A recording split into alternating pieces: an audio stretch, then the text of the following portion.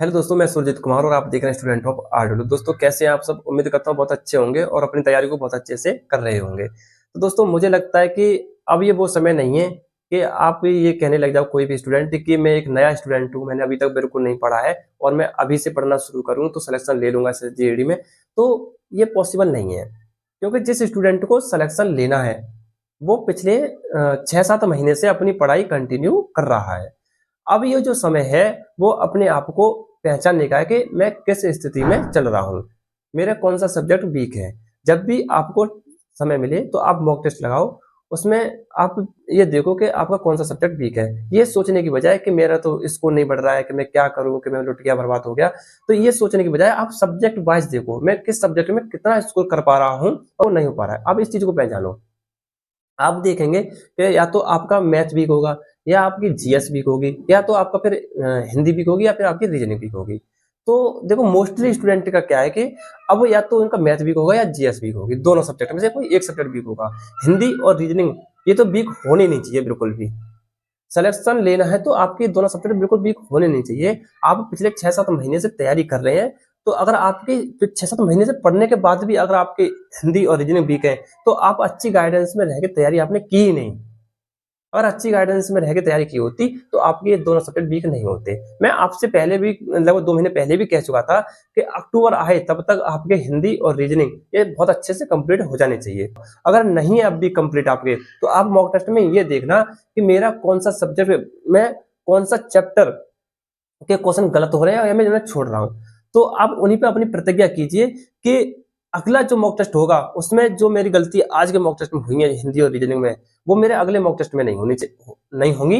ये अपने आप से प्रतिज्ञा कर लीजिए, तभी आपका स्कोर बढ़ पाएगा। देखो आप अपनी कमियों पर काम नहीं करेंगे, जो आपकी गलतियां आप हर बार करते जा रहे हैं उन्हें कंटिन्यू गलतियों को रख रहे हैं, तो आपका स्कोर बढ़ने की बिल्कुल भी उम्मीद न करें, ऐसे स्कोर बिल्कुल भी नहीं बढ़ेगा।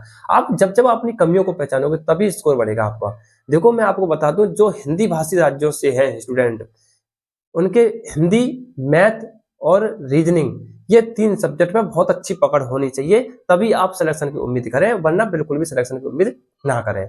और जो गैर हिंदी भाषी राज्यों से है उनके हिंदी और रीजनिंग ये 2 सब्जेक्ट बहुत अच्छी होनी चाहिए। और बचे 2 सब्जेक्ट में से कोई एक सब्जेक्ट अगर आप आधा भी कर लेते हैं अच्छे से, तो आप, और चौथा सब्जेक्ट उसका एक चौथा भी कर लेंगे तो भी आपका आराम से सिलेक्शन हो जाएगा।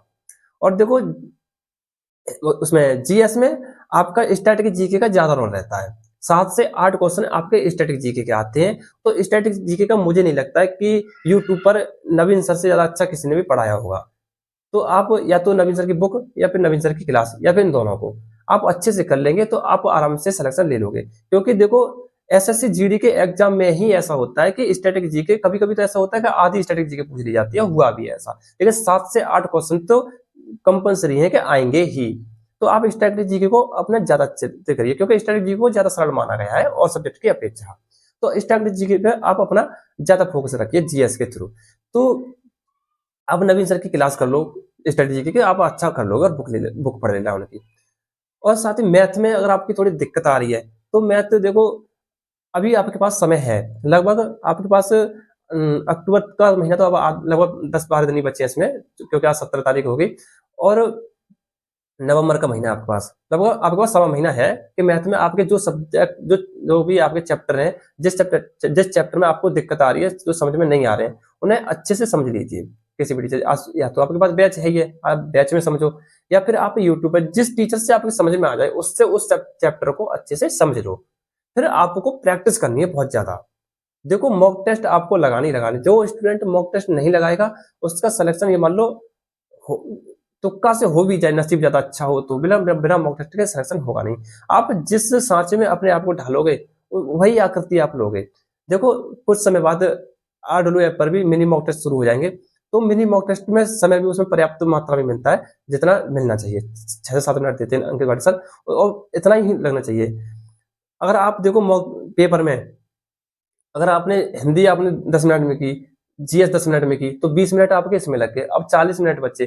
तो 40 मिनट में हो सकता है आप रीजनिंग को भी 30 मिनट ले जाओ, अगर आप रीजनिंग में आपने प्रैक्टिस नहीं की है।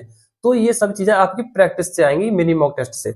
मिनी मॉक टेस्ट और जो भी कमियां हो करें आप उन्हें बुक से क्वेश्चन को किया करो, बुक से कॉन्सेप्ट क्लियर किया करो, हाँ कि ये क्वेश्चन जो है इस तरीके से होगा, तभी आपका स्कोर बढ़ेगा। अन्यथा आप इतने भेड़ चाल चलते रहो तो सिलेक्शन आपका बिल्कुल नहीं होने के चांस है। तो आप अपनी अच्छी गाइडेंस में रह के तैयारी करो, अपने आप को पहचानो कि मैं अभी कहाँ कमी कर रहा हूँ, मेरी क्या गलती हो रही है। जब तक आप अपनी गलतियों को नहीं पहचानोगे तो सिलेक्शन आप नहीं ले पाओगे। देखो आज के दौर में कंपटीशन बहुत ज्यादा बढ़ चुका है, आप भी जानते हैं बात को। देखो 2024 में अभी एग्जाम हुआ है तो कट ऑफ कितनी हाई गई है, क्योंकि देखो पेपर का लेवल ही डिपेंड करता है। पेपर का क्या है कि 2024 में पेपर का आसान आ गया, और अब आपका पेपर कैसा आएगा ये बात कोई भी नहीं जानता। लेकिन हाँ इतना है कि मॉडरेट पेपर ही बनेगा, इजी टू मॉडरेट, क्योंकि कोई भी भर्ती बोर्ड नहीं चाहता कि कट ऑफ हाई जाए। वो कट ऑफ कम करने के लिए आपका पेपर का लेवल थोड़ा बढ़ा सकते हैं। जो 2021 में पेपर हुआ था उसके जैसा 2022 में 21 वाली भर्ती थी जो 22 में पेपर हुआ था उसके जैसा बना सकते हैं। तो आप अपनी हर तरीके से तैयार होके जाइए, चाहे पेपर सरल आए चाहे टफ आए, आपको उस तरह तरीके से तैयारी करके चलना है। तो जो आपको बताया है अपने ऊपर इम्प्रूव करो, अपनी गलतियों को पहचानो, अपनी गलतियों पर ही काम करो, आपका सिलेक्शन निश्चित है और आपका स्कोर अपने आप बढ़ेगा। ठीक है, तो आज के लिए बस इतना ही, धन्यवाद। और भी आपका कोई डाउट हो तो आप कमेंट बॉक्स में मुझसे पूछ सकते हैं, या फिर मेरी इंस्टाग्राम आईडी आपको दिख रही होगी, स्टूडेंट ऑफ RW, ये भी इंस्टाग्राम आईडी है, आप इंस्टाग्राम सर्च करके वहाँ पे मुझे मैसेज कर सकते हैं।